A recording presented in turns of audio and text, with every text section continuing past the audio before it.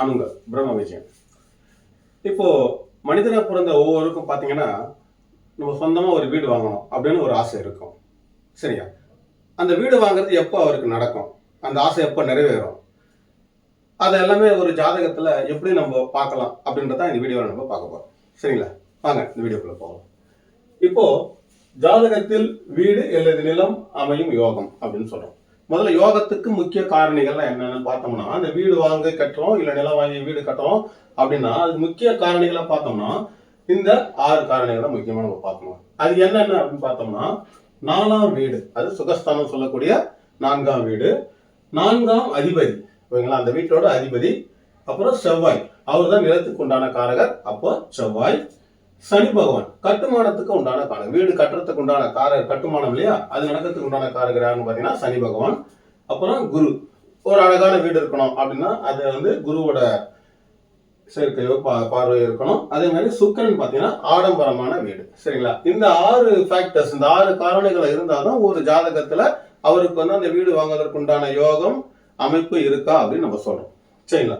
சரி, இந்த அமைப்பு இந்த இந்த இந்த காரணிகளை எப்படி நம்ம ஜாதகத்துல அப்ளை பண்ணணும் அப்படின்னு பாத்தீங்கன்னா, 4ஆம் அதிபதி அல்லது 4ஆம் பாவத்தோடு செவ்வாய் தொடர்பு கொள்ளணும். முதல்ல 4ஆம் அதிபதி அல்லது 4ஆம் பாவத்தோட செவ்வாய் தொடர்பு கொள்ளணும். அதே போல பாத்தீங்கன்னா செவ்வாய் சனி, செவ்வாயும் சனியும் பார்வையில் சேர்க்கையா இருக்கணும், இல்ல பார்வை இருக்கணும், இல்லைன்னா ஒருத்தர் பரிவர்த்தனையா இருக்கணும். அப்படி இருந்தாலும் அவங்களுக்கு இந்த வீடு வாங்கும் யோகம் இருக்குன்னு நம்ம சொல்லலாம். அதே போல பாத்தீங்கன்னா 4ஆம் வீடு அல்லது 4ஆம் அதிபதி சனியோட தொடர்பு கொள்ளணும். ஓகேங்களா? அதே போல 4 அல்லது 11ஆம் வீட்டில் செவ்வாய் தொடர்பு கொள்ளுதல். ஓகேங்களா?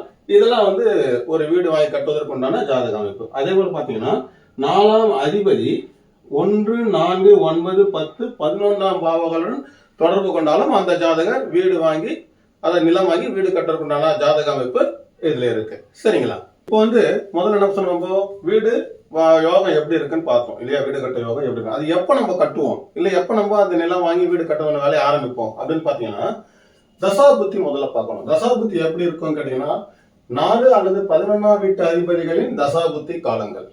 அதே போல பார்த்தீங்கன்னா 4இல் உள்ள கிரகங்களின் தசாபுத்தி காலங்களில் அந்த யோகம் உங்களுக்கு வேலை செய்யும். அது தசாபுத்தியோட கோச்சாரத்தை தொடர்புபடுத்தணும். கோச்சாரத்துல எப்படி பாத்தீங்கன்னா அந்த 4ஆம் வீடு இல்ல 4ஆம் அதிபதியோட கோச்சார குருவும் கோச்சார சனியோட தொடர்பு கிடைக்கும் பொழுது நீங்க புதிதாக வீடு கட்ட ஆரம்பிப்பதற்கு உண்டான காலமா கருதப்படுது. சரியா? சரி, இப்போ வீடு வந்து நம்ம சொந்தமா உழைச்சி வாங்குறோம் அப்படின்னு சொல்றோம் இல்லையா, வேற யார் மூலியமா நம்மளுக்கு வீடு கிடைக்கும், ஒரு கலத்திரம் மூலமா வீடு கிடைக்குது அப்படின்னு பார்த்தோம்னா 4, 7 அதிபதிகளின் தொடர்பு, அதாவது 4ஆம் அதிபதி 7லோ இல்ல 7ஆம் அதிபதி 4லோ இருந்தாலும் 4, 7 அதிபதிகள் பரிவர்த்தனை பெற்றாலும் இந்த மாதிரி கலத்திரம் மூலம் உங்களுக்கு வீடு அமைப்பதற்கான வாய்ப்புகள் அதிகம். அதே போல பாத்தீங்கன்னா 4, 8 அதிபதிகளின் தொடர்பு, அதாவது 4ஆம் அதிபதி 8லும் 8ஆம் அதிபதி 4லும் இருந்தால் பரம்பரை சொத்துக்கள் கிடைப்பதற்கு உண்டான வாய்ப்பு, பரம்பரை சொத்து மூலமும் உங்களுக்கு வீடு கிடைக்கும். அது இல்லாம அதிர்ஷ்டம், ஏதோ ஒரு அதிர்ஷ்டம் உங்களுக்கு வீடு கிடைக்கிறதுக்கான வாய்ப்பை ஏற்படுத்தி கொடுக்கும். இதுதான் வந்து ஜாதகத்தில் வீடு அல்லது நிலம் அமையும் யோகம் அப்படின்னு நம்ம சொல்றோம். சரிங்களா? இந்த வீடியோ உங்களுக்கு பிடிச்சிருந்தா லைக் பண்ணுங்க, ஷேர் பண்ணுங்க, சப்ஸ்கிரைப் பண்ணுங்க. மீண்டும் அடுத்த வீடியோவில் சந்திக்கிறேன். நன்றி, வணக்கம்.